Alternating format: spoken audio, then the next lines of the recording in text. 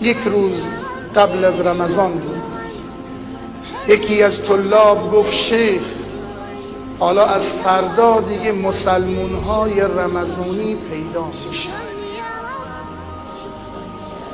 این میخواست خودش رو بامزه بکنه پیش شیخ.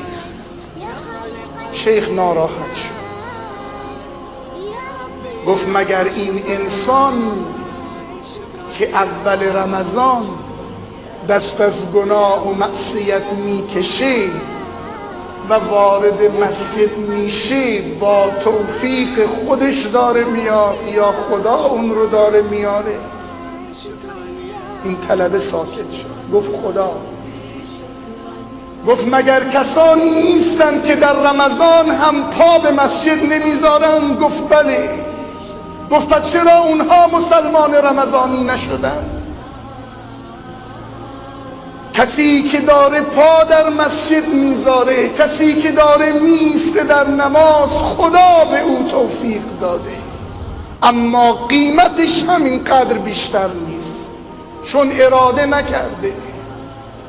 چون من اول رمضان اراده کردم این یک ماه رو با خدا باشم، خدا هم مرا یک ماه پذیرفت. امتحان بکن همین الان، چشمت رو ببند و قلبت رو به خدا بست بکن و بگو خدایا از این شب میخوام با تو باشم.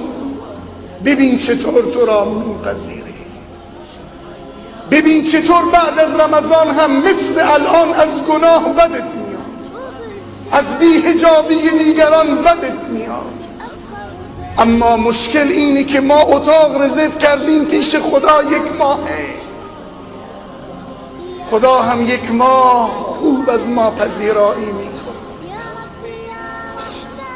اعتقاد من اینه هر که الان اینجا نشسته، زن و مرد، بزرگ و کوچیک، به اندازه نیتمون پیش خدا قیمت داره. هیچ کس اینجا بدون قیمت نیست، هیچ کس.